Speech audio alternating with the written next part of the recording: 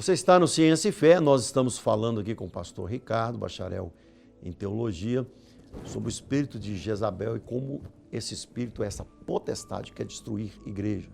Principalmente você, pastor, fique ligado conosco aqui, isso é muito importante para a sua igreja, para você detectar. Mas, pastor Ricardo, ali no começo do seu livro, logicamente, você começa lá na Jezabel mesmo, que foi aquele demônio que se levantou contra Elias, né? Isso mesmo. Elias é o nosso maior profeta da Bíblia, Amém. né? É o exemplo, como Moisés é o exemplo da lei, Elias é o exemplo da palavra profética. E Elias é impressionante como ela intimidou Elias, né? Você vê Elias muito forte ali no Carmelo, ele consegue destruir 450 profetas de Baal, 450 de Azerás, que eram os que ela tinha trazido para o reino. Mas ali, quando ela intimida, ela vem com uma força demoníaca. Elias já estava estressado, cansado devido a toda aquela guerra. Elias dá aquela, passa aquele momento de depressão e vai para o Carmelo. Ali é muito forte quando ela fala para ele, né? Eu vou fazer com você igual você fez com os meus profetas. É complicado. Pastor, o casamento de Jezabel com Acabe, além de religioso, foi puramente político. Porque como ela era filha do rei dos Sidônios, automaticamente Acabe era rei de Israel. O que ela observou? Ela observou o seguinte: se eu casar com ele, eu consigo levar para a nação de Israel a minha religião e a adoração ao meu Deus. Foi isso que aconteceu. Quando Jezabel casa com ele, há uma união entre dois povos. Então o que ela faz? Ela traz o culto a Baal, que é considerado o senhor dos mortos, e também considerado o Deus que controlava a chuva, a água, a terra. Eles precisavam desses deuses, né? Porque não tinha controle, não tinha a ciência da natureza, como tem hoje, né? Da meteorologia, de todo o esquema da produção agrícola, né? Da maquinário. Então, eles dependiam desses deuses, supostamente que faziam chover, que traziam fertilidade. Verdade. Né? Então, quando há esse casamento, vem essa adoração a Baal.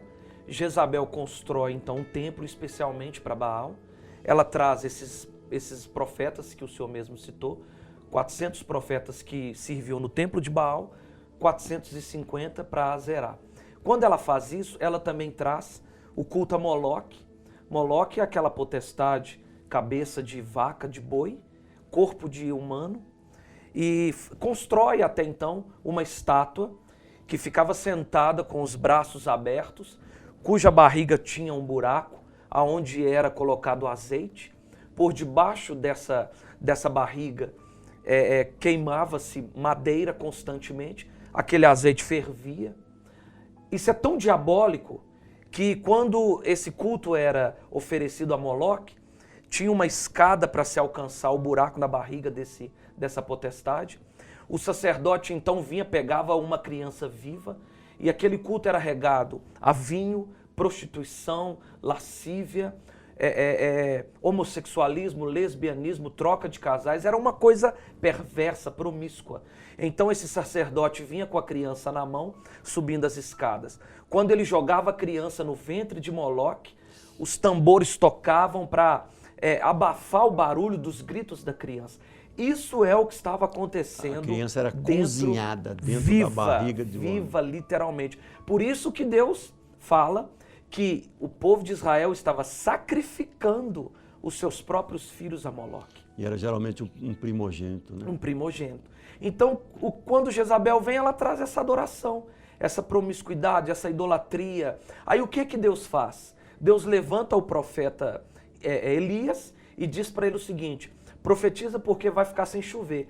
Por que ele proíbe a chuva? Porque Baal era o deus da chuva para Jezabel. Então o que Deus quer dizer? Já que vocês adoram ao Deus da chuva, eu vou impedir que chova para vocês entenderem que só existe um Deus em Israel. Como Deus fez lá nas 10 pragas lá no Egito. Isso, assim como fez no Egito. Então é isso que vai acontecer. Elias se levanta com muita autoridade para denunciar todo esse casamento promíscuo, toda essa idolatria, e automaticamente ele vai virar o quê? Ele vai virar alvo, né?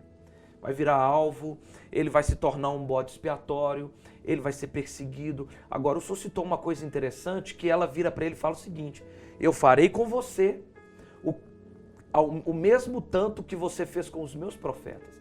Você vê que é um ataque intimidador, é um ataque demoníaco, ela intimida ele. E ele já desgastado, já com aquela guerra contra os profetas de Baal, contra os profetas dos postes ídolos, já sendo perseguido há muitos anos, tinha se espalhado até então no reino que a cabeça de Elias era um prêmio.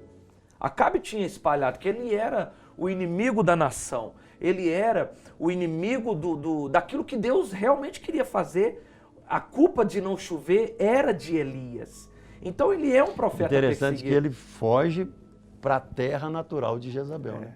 Terra ele fica na casa da viúva, que era em Sidom, né? Isso mesmo. Que hoje seria o Líbano ali, né? Mais ou menos a localização geográfica. Mas é interessante porque também esse processo ali do Carmelo, né? Que vamos ver quem é Deus, é quem o fogo vai cair e consumir. Ali Elias ficou 2 ou 3 noites sem dormir. Depois ele foi correndo, quando ele viu que a chuva vinha, ele foi correndo, a Bíblia fala que ele correu mais do que o carro puxado, né, por cavalos de Acabe.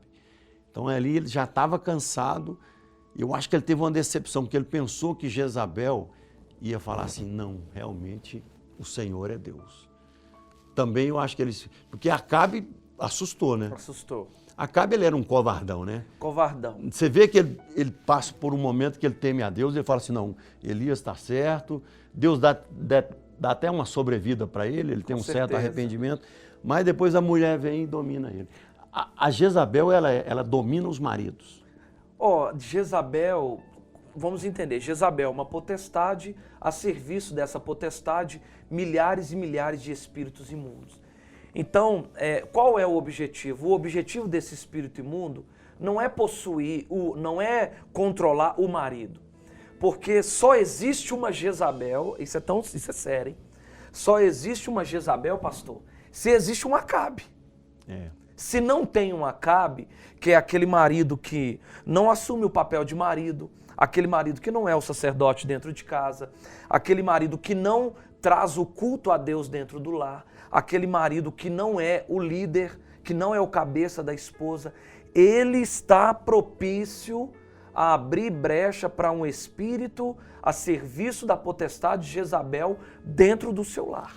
Esse é o sentido que Paulo fala em 1 Coríntios, que a mulher tem que estar velada, né? Ela tem que estar sobre o véu, quer dizer, ela tem que estar sobre a autoridade do marido. Com certeza. Porque por ela ter uma sensibilidade espiritual muito forte, a mulher, né? Isso é uma boa característica da mulher, mas pode ser também que as antenas dela podem captar coisas malignas também. Com certeza. Então, com a cobertura do esposo, ou se é solteira, com a cobertura do pastor, ali ela pode crescer, exercer todos os dons maravilhosos, como tem muitas mulheres maravilhosas que pregam e são mulheres de Deus no Brasil, né? Pois é, então é de suma importância que os maridos cuidem bem das suas esposas, é de suma importância que o pastor tenha essa área muito bem resolvida, que é um belo casamento, com uma esposa que seja submissa também, para que essa igreja, pastor, ela fique protegida. Porque tem como proteger a igreja da ação desse espírito imundo. Como o alvo são as mulheres, a igreja precisa proteger as mulheres, proteger o ministério das mulheres. Então é preciso ter essa diferenciação, essa organização no casamento de maneira eficaz para que a igreja ela consiga cumprir o papel dela como igreja na comunidade. E ela vai sorrateiramente entrando na igreja, ela começa como quem não quer nada, né? Pastor, o que é mais fácil? Agir quando ninguém me conhece ou quando eu estou com os holofotes em cima de mim? Por detrás do poder, de maneira astuta, é bem melhor. O senhor lembra muito bem que não se falava tanto em diabo há 15, 20 anos atrás, como se tem falado hoje. Então você vai perceber que há muitos anos atrás, o termo diabo, as pessoas ficavam espantadas quando você ia falar sobre o termo diabo. Elas tinham medo de falar o nome diabo, o nome Satanás. Então, era mais fácil para ele operar dessa forma. Hoje não. Hoje o conhecimento para a glória de Deus está crescendo, o evangelho está sendo pregado, muitas igrejas sérias estão se levantando. Então, quanto mais for divulgado, menos espaço, menos brecha essa potestade terá para agir. Pastor Ricardo, a gente vai terminar esse programa semana que vem. A gente continua a entrevista com ele, você não pode perder semana que vem. Principalmente você, pastor, para que o pastor Ricardo vai dar com os toques e as características de uma Jezabel e como ela vai operar na igreja. Ora por nós, pastor. Ora, tem vários pastores do Ciência e Fé, ele é assistido por vários pastores. Ora por eles para que Deus dê discernimento, se alguém está vivendo isso, né? Vamos fazer uma oração encerrando. Amém. Semana que vem, pastor Ricardo, a gente já está gravando ele e você vai ter a segunda parte do programa. Então, o Ciência e Fé fica aqui, TV Jet, o canal da palavra. Nós terminamos hoje, continuamos a semana que vem com o pastor Ricardo. Amém.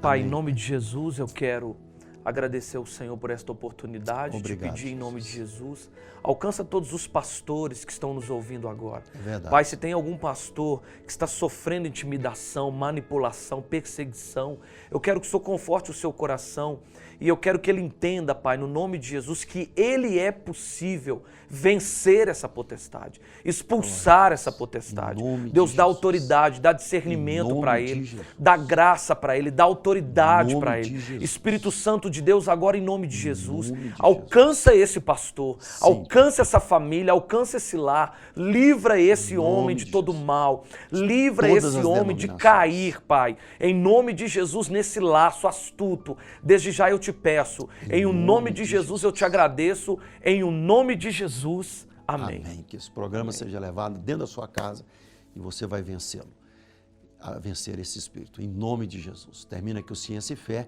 Até a próxima semana com o pastor Ricardo.